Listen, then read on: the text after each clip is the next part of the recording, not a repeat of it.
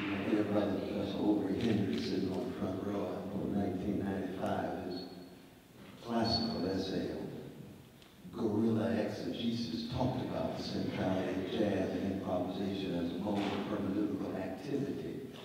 And of course, it's a voice, a set of voices that's so very important. Your voice, of course, being so crucial now in terms of not just keeping alive this tradition, but speaking to a younger generation.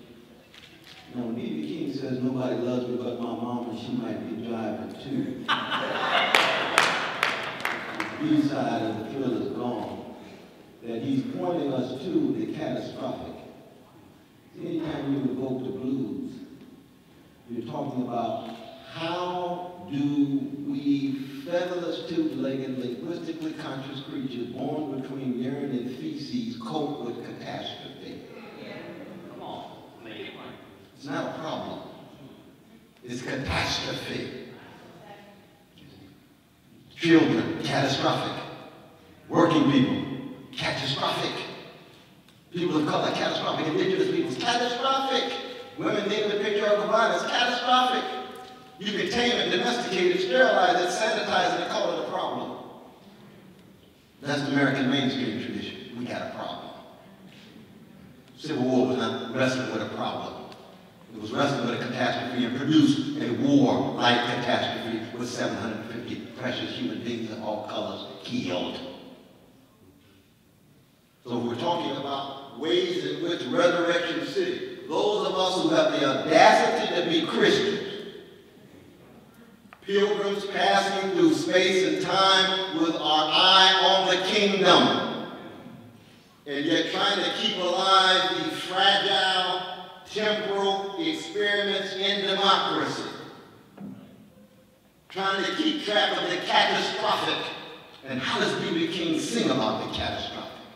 With a smile on his face, with sophisticated style, and a little help from Lucille. How do you keep that alive, that love and justice alive? Brother Mark used to say, justice is what love looks like in public, but neither reminds us any justice that's only justice soon degenerates into something less than justice. Justice must be rescued by something deeper than justice, namely love.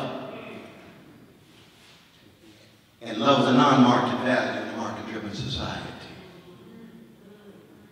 And in this market-driven society, who wants to take a risk and bank your life on a non-market value when everybody's concerned about the 11th commandment, thou shalt not get caught?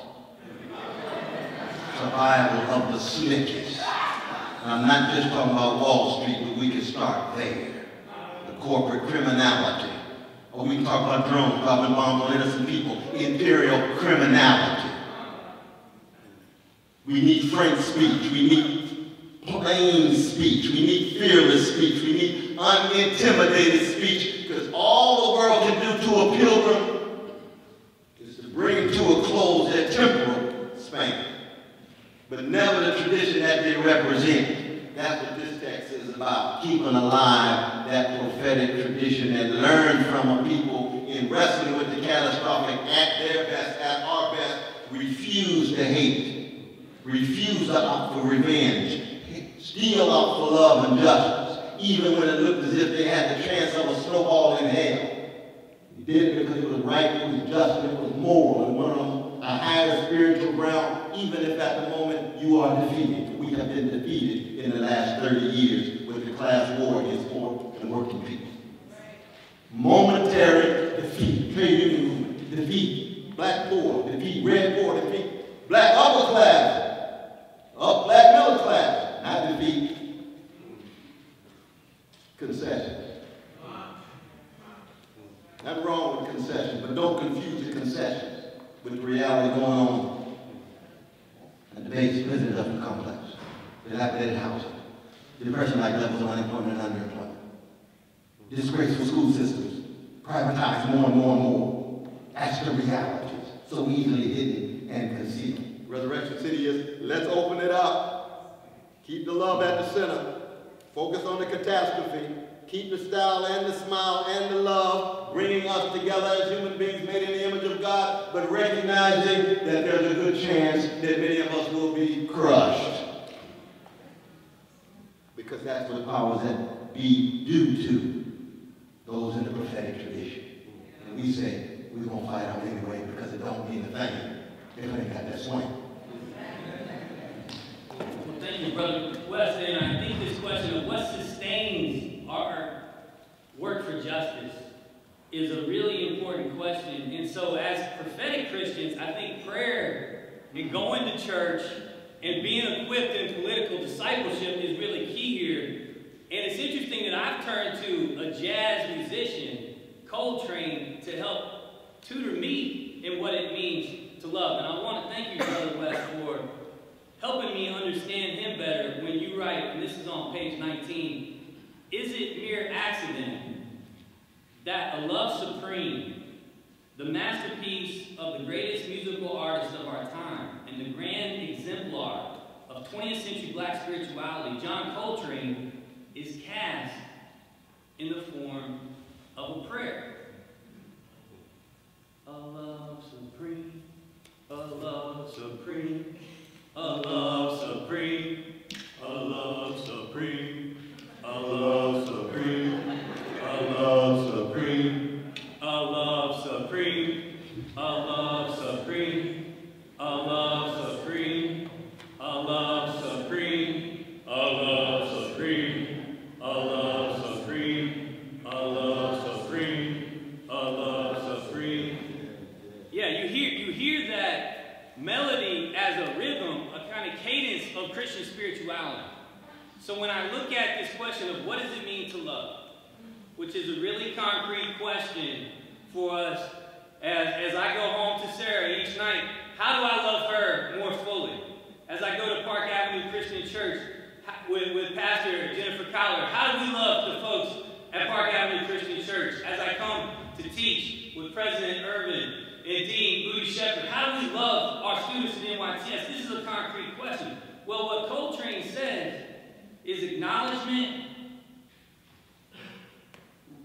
and pursuance and prayer. And he ends on prayer because God is love, and God is the source, the deepest source of this love. And so I think that as we battle the powers and principalities, as we take on the elite that run our world, that we have to do it in a different way. And in organizing terms, my critique of Saul Alinsky is that it's instrumental.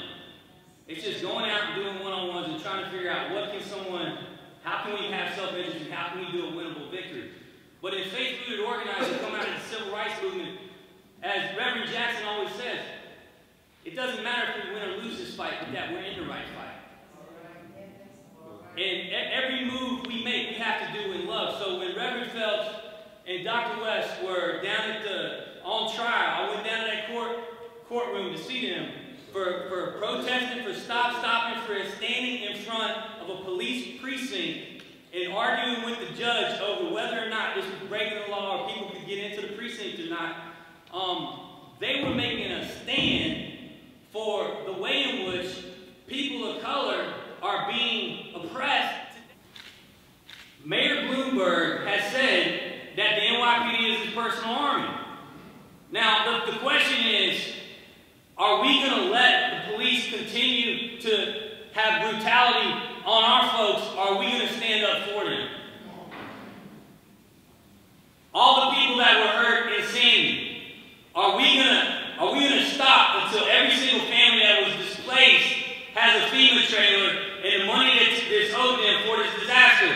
Like, how are we going to be prophetic in this moment in our city? Because what's happening is, while the prophetic of full housing, not that just temporary housing, because those families own those homes, especially Staten Island and Brooklyn. That's right, brother. That's right. So these are the questions that we have to turn to as we think about what does it mean to be prophetic today. But it has to, see, there's a dialectic between the personal and the political and the spiritual and engagement. And that's why I think the church is so important. because we have colleagues committed to the project of democracy, and we continue to work with these provisional attempts to achieve democracy on the local, state, and national level. But in the church, we've been meeting for centuries, and there's wisdom there. There's spiritual wisdom. So when we organize, it's got to be with beloved community. It's got to be with love. It's got to be with grace. And we have to share God's love with everyone, even the elected folks, even the 1%, even the folks who are oppressing. This was the brilliance of King. Yes, we call out all of the oppressors, from Simon Legree all the way to Bull Connor. But we have to have the strength to close ranks and the strength to love.